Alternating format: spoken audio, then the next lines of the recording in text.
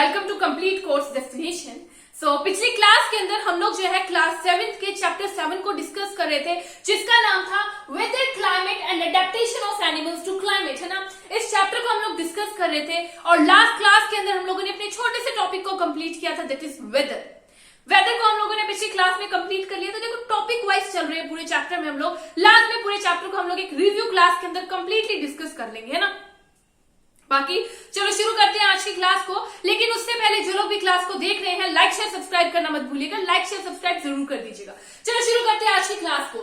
देखो हम लोगों ने पिछली क्लास के अंदर देखा था कि किसी भी प्लेस के वेदर को रिकॉर्ड करने का काम किनका होता है, मेट्रोलॉजिकल डिपार्टमेंट का ना। मेट्रोलॉजिकल डिपार्टमेंट के जो मेट्रोलॉजिस्ट होते हैं, they record the weather pattern, weather of a place, किसी भी प्लेस के वेदर को रिकॉर्ड करने का काम करते हैं। सो एक्चुअली किसी भी प्लेस के वेदर जो होता है, if it has been preserve for the long time, for several decades, it help us to determine the weather pattern of that place. किसी प्लेस के वेदर पैटर्न का हमें कैसे पता चलेगा? अगर उनके वेदर रिकॉर्ड्स को बहुत सारे डिकेड्स के लिए संभाल कर रखा जाएगा, प्रिजर्व करके रखा जाएगा, तो उससे हमें किसी भी प्लेस के वेदर पैटर्न के बारे में पता चल जाएगा इजीली, ठीक है। सो एक्चुअली एवरेज जो है वेदर रिकॉर्ड बहुत ज्यादा लंबे समय के लिए रखा जाता है, ऑलमोस्ट 25 ईयर्स के लिए अगर रखा जाए, then it is called our climate. इसको क्या कह दिया जाता है? क्लाइमेट कह दिया जाता है। ओके, सो एक एग्जांपल से समझते हैं। मान लीजिए हमें किसी प्लेस की टेम्परेचर के बारे में पता है कि एक जगह है जहां का temperature most of the time जो है बहुत ज्यादा हाई रहता है, ठीक है।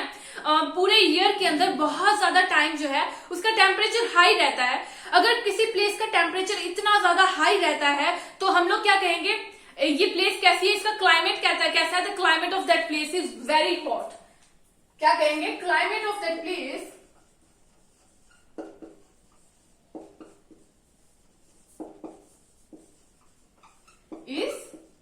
हॉट। ऐसा कह सकते हैं कि उस प्लेस का क्लाइमेट कैसा होगा? हॉट होगा, क्योंकि साल के बहुत ज्यादा लंबे टाइम के लिए वहां पर जो है बहुत ज्यादा गर्मी रहती है, वहां का टेम्परेचर बहुत ज्यादा हाई रहता है। अब उसी प्लेस का जहां पर बहुत ज्यादा, जिसको हम लोगों ने हॉट कह दिया था जिसके क्लाइमेट को, अब वही प्लेस पर जो है गर्मी तो रहती है, उसी के साथ साथ साल के ज्यादातर टाइम में बारिश होती है, ठीक है। बहुत ज्यादा बारिश होती है, तो हम लोग क्या कह देंगे, इनका क्लाइमेट कैसा है? Climate of that place is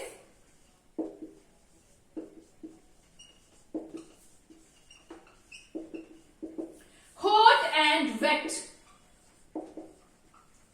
ऐसा कह सकते हैं हम लोग कि उस प्लेस का जो क्लाइमेट होगा कैसा होगा? हॉट भी होगा, उसी के साथ साथ वेट भी होगा। चलो हम लोग अपनी इंडिया की, अपनी कंट्री की दो जो है प्लेसेस, उसके वेदर को एक दूसरे के साथ कंपेयर करके देखते हैं। हम लोगों ने ले लिया इंडिया का पार्ट केरला, हमारी state Kerala and JNK, Jammu and Kashmir, ठीक है। अगर हम लोग इन दोनों प्लेसेस के टेम्परेचर्स को नोट करेंगे तो as a result what we get कि जो हमारा केरला होगा वहां का टेम्परेचर जो होगा, वहां का जो क्लाइमेट होगा, it is much hot and wet then our JNK। Hot and wet यहाँ का क्लाइमेट होगा JNK के कंपैरिजन में बहुत ज्यादा, ठीक है। कोई और प्लेस ले लेते हैं, लाइक राजस्थान ले लेते हैं। अगर हम लोग राजस्थान का देखें, so Rajasthan is also state in our country India. Rajasthan में अगर हम लोग देखेंगे तो साल के बहुत ज्यादा लंबे समय के लिए वहां का टेम्परेचर बहुत ज्यादा हाई रहता है, मतलब बहुत ज्यादा गर्मी रहती है। अब गर्मी है तो यहाँ का क्लाइमेट कैसा हुआ? यहाँ का क्लाइमेट हुआ हमारा हॉट क्लाइमेट है। उसी के साथ साथ अगर हम लोग पूरे ईयर में सर्दियों के मौसम में 3 to 4 मंथ्स वहां पर सर्दी पड़ेगी, टेम्परेचर लो जाएगा, ठीक है। और अगर बारिश की बात करें तो बारिश बिल्कुल नहीं होती, राजस्थान में बारिश बहुत कम होती है, दैट इज वाई वो टिपिकल डेजर्ट होता है ना। तो हॉट एंड ड्राई हो गया, हॉट एंड ड्राई क्लाइमेट हो गया हमारे राजस्थान का, है ना। अब अगर हम लोग इंडिया के नॉर्थ ईस्ट पार्ट को ले लेते हैं, तो नॉर्थ ईस्ट में जो है, नॉर्थ ईस्ट में बहुत ज्यादा बारिश होती है ईयर के लंबे समय के लिए, ईयर के अंदर ज्यादा टाइम के लिए वहां पर बारिश होती है, तो वहां का क्लाइमेट कैसा होगा? वेट क्लाइमेट होगा। ओके, सो ये हमारे क्लाइमेट की बात है। वेदर एंड क्लाइमेट एक दूसरे से रिलेट करते हैं। अब देखो जो हमारे वेदर एंड क्लाइमेट होते हैं, they have a profound effect on the living organisms. अब हम लोग अपने नेक्स्ट टॉपिक की तरफ चलेंगे, that is climate and adaptation, ठीक है। क्लाइमेट के बारे में हम लोगों ने पढ़ा, ठीक है। वेदर के बारे में हम लोगों ने पढ़ा। अब we will discuss about the Now we'll discuss about the climate adaptation, देखो क्या होता है, जो हमारे क्लाइमेट होते हैं it has a profound effect on all living organisms. जितने भी हमारे लिविंग ऑर्गेनिजम्स होते हैं उनके ऊपर एक प्रोफाउंड इफेक्ट होता है हमारे क्लाइमेट का। जैसे कि एनिमल्स होते हैं हमारे, ठीक है। नाउ जो हमारे एनिमल्स हैं उनको क्या है, जहां पर भी वो रह रहे हैं वहां पर अडेप्टेड है, ठीक है। They are adapted to the climate in which they live, है ना। किसी भी अगर एरिया के अंदर वो रह रहे हैं तो हम लोग कह सकते हैं that our animals are adapted to survive in the condition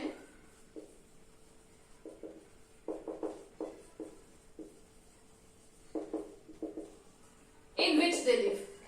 ऐसा हम लोग कह सकते हैं कि हमारे जो एनिमल है वो जिस भी प्लेस के अंदर रह रहे हैं, जिस भी प्लेस में वो रह रहे हैं, they are adapted to survive in this condition. मतलब कि मान लीजिए एग्जांपल लेके समझते हैं, कुछ ऐसे एनिमल्स हैं जो कि बहुत ज्यादा हॉट या फिर बहुत ज्यादा कोल्ड क्लाइमेट में रहते हैं। अब हमारे ऐसे एनिमल्स के पास क्या होगा, ऐसे कुछ स्पेशल फीचर्स होंगे कि वो बहुत ज्यादा गर्मी से या बहुत ज्यादा सर्दी से खुद को बचाकर रखेंगे। ये स्पेशल फीचर से वो उस प्लेस में अडेप्ट कर पा रहे हैं, है ना। तो यही हमारे जो है क्लाइमेट एंड एडेप्टेशन की, जिस भी एरिया में जैसे पीपल रहते हैं, जैसे एनिमल्स रहते हैं, वो खुद को अडेप्ट करने के लिए अलग फीचर्स को कैरी करते हैं जिससे वो उस एरिया में अच्छी तरह से अडेप्ट कर पाते, सर्वाइव कर पाते उस क्लाइमेट के अंदर, ठीक है।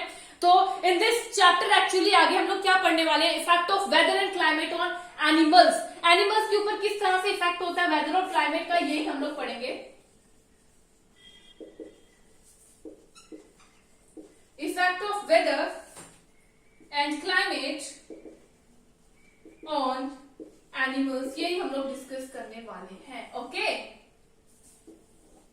एनिमल्स के ऊपर किस तरह से इफेक्ट होता है एक्चुअली, देखो क्या होता है कि हम लोग इसके अंदर क्या पढ़ेंगे, पोलर रीजन वाले animals, polar region and tropical rain forest.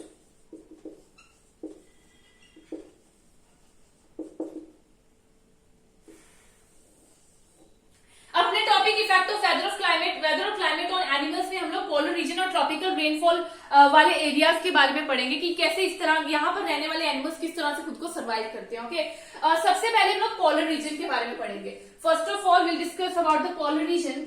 देखो अगर पोलर रीजन की हम लोग बात करते हैं तो पोलर रीजन कैसा रीजन है, नाम से ही पता चल रहा है। पहले तो अगर हम लोग नाम को अच्छी तरह से देख ले तो हमें पता चल जाएगा, ऐसा रीजन जो कि पोलर एरिया में है, पोल के आसपास का region is called polar region. South pole and north pole जो हमारे होते हैं, north pole and south pole जो होते हैं उनका जो रीजन होता है उसी को हम लोग पोलर रीजन कह देते हैं, ठीक है। अब पोलर रीजन जो होता है हमारा बहुत ज्यादा ठंडा रीजन होता है, हमें पता है ना। पोलर रीजन के बारे में हम लोगों को अच्छी तरह से पता है कि हमारे पोलर रीजन में बहुत ज्यादा ठंड होती है। अब पोलर रीजन जो है वहां पर कौन कौन सी कंट्रीज बिलोंग करती है पोलर रीजन के अंदर, देखो कनाडा हो गया हमारी पोलर रीजन की कंट्रीज, ठीक है। कनाडा हो गया, ग्रीनलैंड हो गया, आइसलैंड हो गया, नॉर्वे हो गया, Finland, Siberian region of Russia,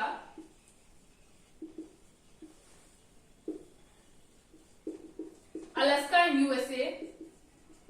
सो ये सब जो हमारी कंट्रीज है ये ऐसी कंट्रीज हैं जो कि पोलर रीजन में पड़ती हैं, ठीक है। और अगर हम लोग ट्रॉपिकल रेन फॉरेस्ट की बात करें तो ट्रॉपिकल रेन फॉरेस्ट कहां कहां पर आता है, हमारी कौन कौन सी कंट्रीज में आती है, तो इंडिया हो गई, मलेशिया हो गया, India, Malaysia, Indonesia, Brazil, Kenya, Uganda, Nigeria. तो ये सभी जो प्लेसेस है यहाँ पर हमारा ट्रॉपिकल रेन फॉरेस्ट पाया जाता है। तो ये बात क्लियर हो गई। कंट्रीज का थोड़ा सा ध्यान से लिखिएगा, नोट कर सकते हैं आप कंट्रीज कौन सी कंट्रीज कौन से रीजन में पड़ती हैं। तो पोलर रीजन में आने वाली कंट्रीज कौन सी होगी, Canada, Greenland, Iceland, Norway, Finland, Siberian region of Russia, Alaska and USA. These all are the countries which lie in the polar region. And अगर हम लोग बात करें ट्रॉपिकल रेन फॉरेस्ट कहां कहां पे पड़ता है, इंडिया, मलेशिया हो गया, Indonesia, Brazil, Kenya, Uganda, Nigeria. These all are the places जहां पर ट्रॉपिकल रेन फॉरेस्ट पाए जाते हैं, ठीक है। अगर हम लोग पोलर रीजन की बात करें तो पोलर रीजन के अंदर कौन कौन से जो है कौन कौन से जो हमारे एनिमल्स है वहां पर रहते हैं, ऐसा रीजन है जहां पर मोस्ट ऑफ द टाइम जो है बर्फ जमी रहती है, बहुत ज्यादा आइस रहती है यहाँ पर पोलर रीजन में, आइस रहती है। और उसी के साथ साथ यहाँ पर ऑलमोस्ट 6 मंथ्स के लिए जो है जो हमारा सन होता है वो सेट नहीं होता और 6 मंथ के लिए सनराइज नहीं होता, ठीक है। ऐसा होता है हमारे पोलर रीजन के अंदर, 6 मंथ के लिए जो है सनराइज नहीं होता और 6 मंथ के लिए यहाँ पर जो है सनसेट नहीं होता। उसी के साथ साथ यहाँ का जो टेम्परेचर होता है, एक्चुअली सर्दियों का टेम्परेचर -37 डिग्री सेल्सियस से भी कम होता है, इसलिए बहुत ज्यादा ठंड होती है यहाँ पर, बहुत ज्यादा ठंड, -37 डिग्री सेल्सियस से भी कम नहीं होता है, कम होता है इसका टेम्परेचर, ठीक है। तो कौन कौन से जो एनिमल्स यहाँ पर रहते हैं, एक तो हमारे पोलर बियर्स हो गए और एक हमारे हो गए पेंगुइन्स। ये हमारे एनिमल्स हैं जो कि पोलर रीजन्स के अंदर रहने वाले एनिमल्स हैं, पोलर बियर एंड पेंगुइन्स, ठीक है। सबसे पहले पोलर बियर की बात करेंगे, ओके। हमारे जो पोलर बियर होते हैं पोलर रीजन के अंदर रहते हैं, इनके ऊपर एक बहुत ही मोटी सी व्हाइट कलर की फर होती है। पोलर बियर्स के पास क्या होती है, व्हाइट फर होती है जो कि इनको प्रोटेक्ट करने का काम करती है। एक तो सर्दी से प्रोटेक्ट करेगी, ऑब्वियसली बहुत ज्यादा ठंड है और मोटी सी एक लेयर है, कोई लाइक हम लोग सर्दियों में ब्लैंकेट्स लेते हैं ना गरम गरम, वैसे उनके ऊपर एक मोटी सी लेयर है हेयर्स की, व्हाइट कलर के फर की, जो कि उसको सर्दी से बचाती है। उसी के साथ साथ जो व्हाइट फर होती है, देखो जब पोलर रीजन है वहां पे बर्फ ही बर्फ है तो बैकग्राउंड पूरा व्हाइट होगा, तो जो उसकी फर होगी व्हाइट कलर की हमारे पोलर बियर्स की, वो उसको प्रीडेटर से बचाने की हेल्प करेगी। किससे बचाएगी, व्हाइट फर प्रीडेटर से बचाएगी, प्रीडेटर से प्रोटेक्ट करेगी, इवन इनको हेल्प करेगी टू कैच प्रे, अपने शिकार को कैच करने का काम करेंगे व्हाइट फर की हेल्प से, है ना। उसी के साथ साथ जिनकी व्हाइट फर होती है ना, उसके नीचे बहुत मोटी एक लेयर होती है फैट की, जो कि इनको सर्दी से बचाती है। एक फैट की लेयर होती है जो कि इनको सर्दी से बचाने का काम करती है। अब हमारे जो पोलर बियर होते हैं बड़े स्लोली चलते हैं, इसके काफी सारे रीजंस है स्लोली चलने के। एक तो देखो जब सर्दियों का मौसम नहीं है, थोड़ी सी मौसम थोड़ा सा गर्मियों वाला है, टेम्परेचर थोड़ा राइज हो रहा है, तो क्या करेंगे पोलर बियर्स से, एक तो धीरे धीरे चलेंगे ताकि इनकी बॉडी का टेम्परेचर, मतलब बॉडी की एक्टिविटीज हाई होंगी तो टेम्परेचर इंक्रीज होगा, तो हीटअप ना हो सके बॉडी को हीटअप ना करवाने के लिए धीरे धीरे चलेंगे। और उसी के साथ साथ ऐसे सीजन में ये ज्यादातर स्विमिंग करते हुए मिलेंगे, स्विमिंग करना पसंद करेंगे ताकि इनकी बॉडी का जो टेम्परेचर है वो लो रहे, ठीक है। उस अच्छे स्विमर होते हैं, इनके जो हैंड्स एंड पॉज होते हैं काफी बड़े बड़े होते हैं, जो कि इनको स्लोली चलने में हेल्प करते हैं, उसी के साथ साथ स्विमिंग में भी बहुत ज्यादा हेल्प करते हैं। तो ये दे आर गुड स्विमर्स।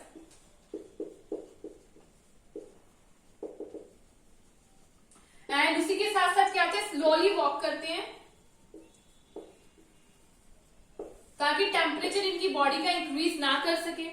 और उसी के साथ साथ पोलर बियर्स की और बात कर ली जाए तो हमारे जो पोलर बियर्स होते हैं, इनके जो जब ये स्विम करते हैं तो कई बार अंडर वाटर ये जो है नीचे अपनी नॉस्ट्रिल्स को क्लोज करके नीचे भी रह सकते हैं, काफी लंबे टाइम तक ये वाटर के अंदर रह सकते हैं, ठीक है। ये हमारे पोलर बियर्स की और एक खासियत हो गई।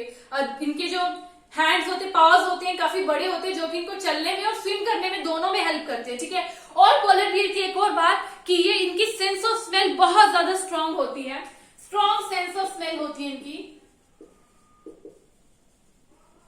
जिससे कि अपने जो है प्रेस को बहुत दूर से जो है स्मेल कर लेते हैं, ठीक है। अपने प्रेस को स्मेल कर लेते हैं जिसकी वजह से इनको फूड मिल जाता है, ठीक है।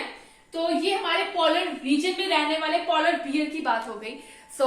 इसके बाद हम लोगों ने आज क्या क्या डिस्कस कर लिया, क्लाइमेट के बारे में डिस्कस किया, फिर उसके बाद हम लोगों ने देखा कि पोलर रीजन और ट्रॉपिकल रेन फॉरेस्ट के बारे में देखा, और कौन से animals polar region and penguins रहते हैं। पोलर रीजन को हम लोग पोलर बियर को हम लोगों ने डिस्कस कर लिया। नेक्स्ट क्लास में हम लोग अपने नेक्स्ट टॉपिक को स्टार्ट करेंगे। आई होप कि आज की क्लास में छोटा सा जो हम लोगों ने टॉपिक कंप्लीट किया है वो आप सबको क्लियर होगा, ठीक है। नेक्स्ट क्लास में हम लोग अपने नेक्स्ट टॉपिक को शुरू करते हैं। बाकी आज की क्लास यहीं पे खत्म करते हैं। Thank you friends.